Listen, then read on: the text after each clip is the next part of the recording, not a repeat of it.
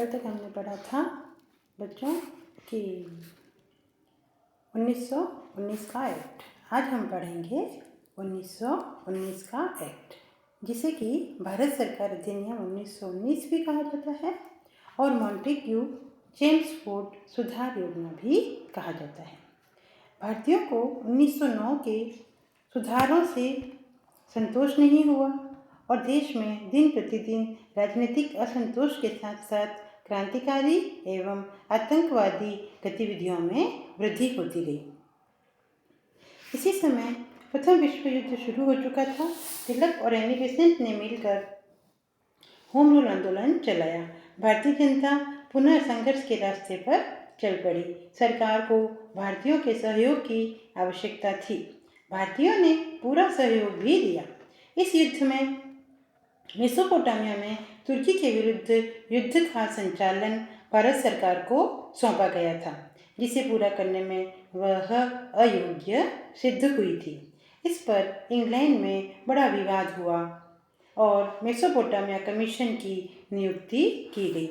इस कमीशन ने भारत सरकार को दोषी ठहराया, उसकी बड़ी आलोचना की तथा उसे सर्वथा अयोग्य बतलाया। उसने तत्कालीन भारतीय शासन प्रणाली को त्रुटिपूर्ण बतलाया तथा उसमें सुधारों की मांग की। इसके फलस्वरूप भारत सचिव चैम्बरलेन को त्यागपत्र देना पड़ा और उसके स्थान पर मॉन्टेग्यू को पद ग्रहण कराया गया। 20 अगस्त 1917 की मॉन्टेग्यू घोषणा। ब्रिटिश लोकसभा में परिस्थितियों को ध्यान में रखते हुए 20 अगस्त 1917 को एक ऐतिहासिक घोषणा की गई कि सम्राट सरकार की नीति, जिससे भारत सरकार भी पूर्णतः सहमत है, यह है कि भारतीय शासन के प्रत्येक विभाग में भारतीयों का संपर्क उत्तरोत्तर बढ़े और उत्तरदायी शासन प्रणाली का धीरे धीरे विकास हो, जिसमें अधिकाधिक प्रगति करते हुए स्वशासन भारत में स्थापित हो और वह ब्रिटिश साम्राज्य का एक अंग रूप रहे। उन्होंने यह तय किया है कि जितना शीघ्र हो उस दिशा में ठोस रूप से कुछ कदम उठाए जाएं। परंतु इस घोषणा में कोई ठोस एवं स्पष्ट व्यवस्था नहीं थी। मॉन्टेग्यू के प्रतिवेदन के आधार पर एक प्रारूप तैयार किया गया, जो 2 जून 1919 को एक विधेयक के रूप में संसद में रखा गया और 18 दिसंबर 1919 को पारित हुआ तथा 23 दिसंबर 1919 को शाही स्वीकृति प्रदान कर अधिनियम बन गया। अधिनियम को पारित करने के कई कारण थे, तो उनमें से जो प्रमुख कारण थे उनकी चर्चा हम यहाँ पर करेंगे। साम्राज्यवादी सरकारें बिना कारणों के शासन सुधार संबंधी अधिनियम पारित करने की अभ्यस्त नहीं होती। 1919 के सुधार अधिनियम को पारित करने के पीछे निम्न कारण रहे थे। मॉडल मिंटो सुधार अपूर्ण तथा त्रुटिपूर्ण थे। उनसे भारतीयों को समस्याओं का समाधान नहीं हो पाया, जिससे राजनीतिक असंतोष बढ़ता गया। दूसरा, 1907 ईस्वी में कांग्रेस का विभाजन हो गया। नरम दल ने उग्रवादियों को कांग्रेस से निकाल दिया। ब्रिटिश सरकार ने उग्रवादियों का सफाया करने का निश्चय किया।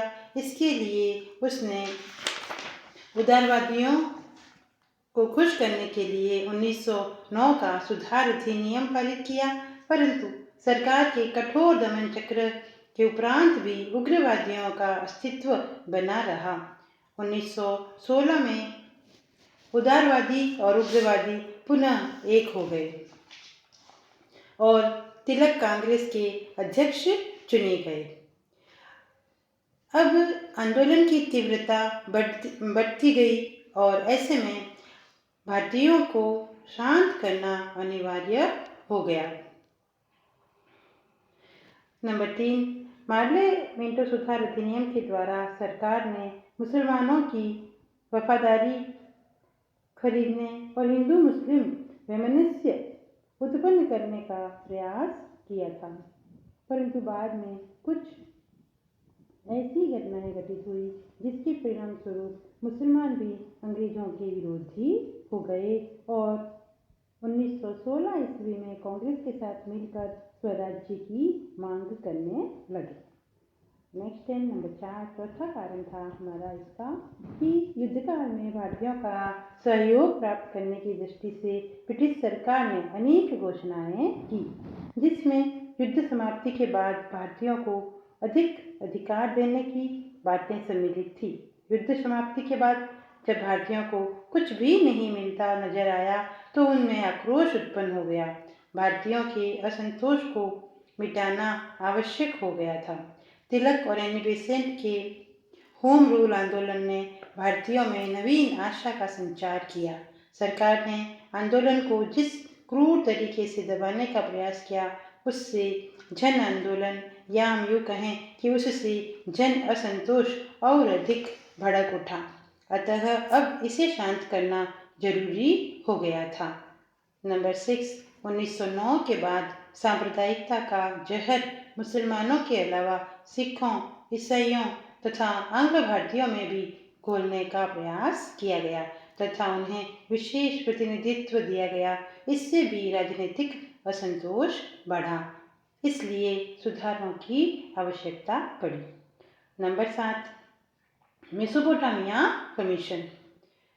मेसोपोटामिया कमीशन की रिपोर्ट में भारतीय शासन प्रणाली को त्रुटिपूर्ण बताते हुए उसमें सुधारों की मांग की गई। इससे नेताओं को सोचने पर विवश होना पड़ा।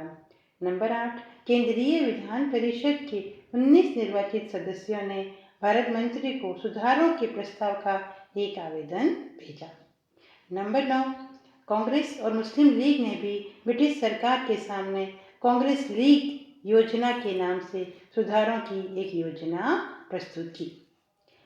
आज हम इस वीडियो में इन कारणों तक ही चर्चा करेंगे। अगले वीडियो में 1919 के अधिनियम के बारे में ही आगे और चर्चा करेंगे। धन्यवाद।